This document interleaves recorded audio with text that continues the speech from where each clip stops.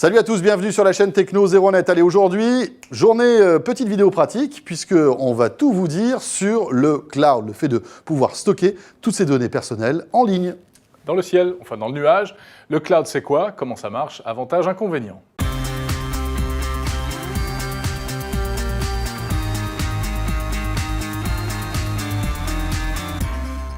Et c'est vrai, on ne parle plus que de ça depuis quelques années. C'est vrai que c'est l'une des innovations technologiques qui a le plus marqué bien ces dernières années. C'est le fait de pouvoir stocker toutes ces données personnelles numériques en ligne, non plus sur son vieil ordinateur, son vieux disque dur ou sa vieille clé USB. Qui peut tomber en panne, qui peut prendre feu. Et qu'on peut perdre aussi, tout simplement. Hein, voilà. Là, tout ça, c'est terminé. Maintenant, on stocke toutes ces données directement dans le nuage, sur des serveurs un peu partout dans le monde. Voilà.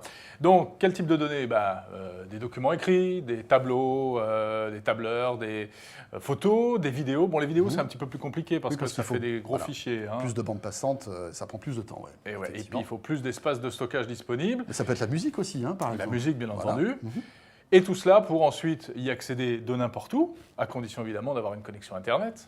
Et oui, c'est ça la force. C'est-à-dire que là, vous allez vous retrouver à stocker une bonne fois pour toutes ces données dans le cloud, et après, vous allez pouvoir les consulter, les modifier et les retélécharger à peu près de n'importe où, et puis surtout sur n'importe quel appareil. Que sur n'importe quel appareil. Voilà, PC, smartphone ou tablette. Et puis aussi partager des contenus très pratiques pour travailler, là pour le coup, plutôt pour du travail en collaboration, faire un exposé ensemble quand on est à l'école ou faire du boulot, tous ensemble, comme on le fait, toi et moi, très souvent, François. Voilà, c'est-à-dire qu'on on peut modifier un document à plusieurs en même temps. Et à chaque fois que quelqu'un le modifie, eh bien, ça modifie le document pour tous les autres. C'est beau le cloud. Ça, c'est génial quand même. Eh bien, c'est très simple. Il suffit d'avoir une connexion Internet. Ça, on l'a dit tout à l'heure, mais c'est vrai que sans connexion Internet, pas de cloud. Il faut ouvrir un compte. Bien sûr. Chez un prestataire. Mais l'idée, c'est qu'à partir du moment où vous avez un PC ou un Mac, eh bien, vous allez télécharger un petit plugin qui va vous permettre, après, de créer un dossier. Et ce dossier sera disponible dans le cloud. Et donc, il suffira de prendre votre fichier, de le drag and dropper dans le fichier en question. Glisser-déplacer. Et le glisser-déplacer. Et automatiquement, il sera stocké dans le cloud. Alors ça, c'est pour l'ordinateur. Ensuite, si on veut consulter les contenus depuis un smartphone ou une tablette, eh bien, il faudra télécharger l'application correspondant au service que vous avez choisi, l'appli Dropbox, SkyDrive, Google Drive, etc., etc. Encore le cloud d'Apple et bien d'autres. Alors, évidemment, vous pouvez aussi accéder à toutes ces données via le navigateur Internet, hein, que ce soit sur votre PC, sur votre smartphone ou tablette. Mais effectivement, c'est moins pratique. On va dire que c'est une solution de secours. Ouais. Ensuite, accéder au contenu, c'est bien, mais ça peut être juste pour les consulter, montrer vos photos de vacances, regarder vos vidéos à nouveau, mais ça peut être aussi pour les modifier. Et ça, c'est pour tous les documents écrits, c'est très souvent indispensable de pouvoir modifier ce qui est dans le cloud. Mais ça ne marche pas tout le temps, c'est-à-dire que sur ordinateur, vous pouvez toujours les modifier. En revanche, sur un terminal mobile, ça commence à se compliquer un petit peu, parce que toutes les applications ne permettent pas la modification des textes, des tableaux, etc. Donc certains services le permettent, et d'autres pas. Voilà, c'est là où ça se complique un peu. Ce qu'on aimerait aussi, c'est pouvoir le modifier, même quand on n'a pas de connexion Internet, pour qu'ensuite le système se resynchronise. Mais ça, encore une fois, tout le monde ne le fait pas. Même Google qui le faisait ne le fait plus. Donc c'est une petite limite aujourd'hui du cloud, je trouve. Alors bon, il existe énormément d'offres de cloud aujourd'hui. On voit que les principaux acteurs du monde numérique se sont mis sur ce marché, sur ce segment. Petite sélection maintenant avec Christophe Gauthier. L'offre de stockage dans le cloud aujourd'hui, elle est pléthorique. Il y a énormément de services, parmi lesquels on peut mettre de côté SkyDrive de Microsoft, qui offre 7 Go gratuitement. SkyDrive qui propose des outils pour retoucher ses textes, ses tableaux. On a l'impression de travailler dans Office finalement. Son grand concurrent, c'est Google Drive.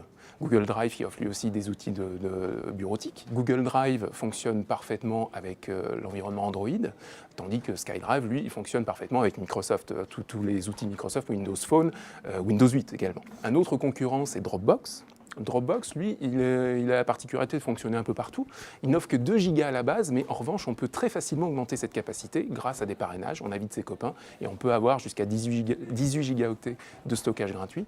Et en plus, Dropbox, c'est une sorte de source pour d'autres applis qui s'intègrent avec Dropbox et qui viennent, en fait, on vient piocher le stockage de Dropbox dans d'autres applications. À l'inverse, je déconseillerais de stocker ces fichiers sur des services comme Mega qui est le successeur de Mega Upload, société de Kim.com.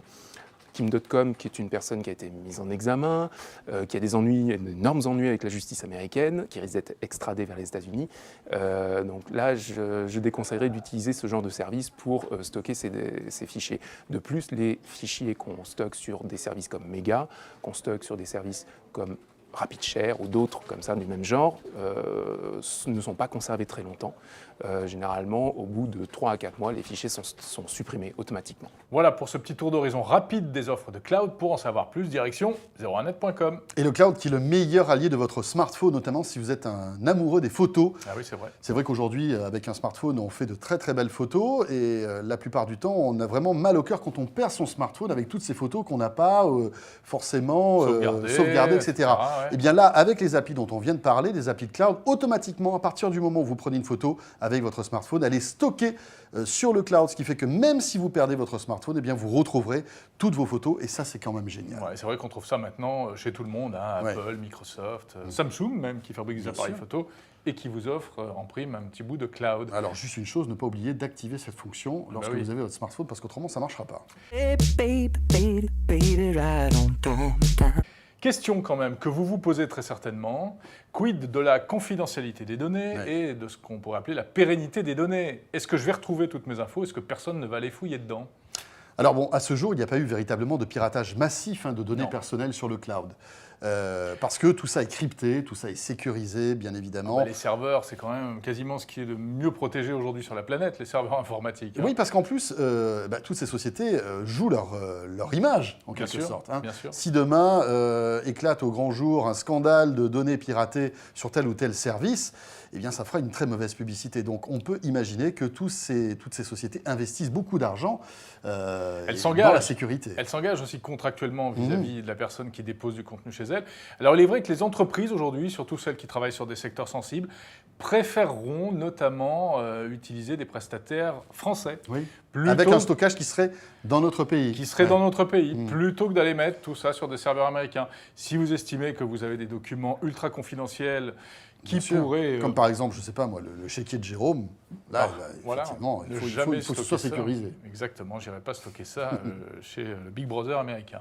Non, sérieux, comme tu l'as dit, pas pour l'instant à ce jour de problèmes graves relevés au niveau du cloud. Mais c'est vrai que voilà, quand on fait un peu le bilan de ce cloud, c'est quand même génial. Et quand on y a goûté, après, difficile de revenir à la clé USB ou au disque dur qui ont pris quand même un sacré coup de vieux. Que vous soyez geek ou pas geek, on espère avoir répondu à un certain nombre de vos questions. La chaîne Techno 01net, toute l'actualité high-tech, on sera de retour bien sûr demain. Salut à tous.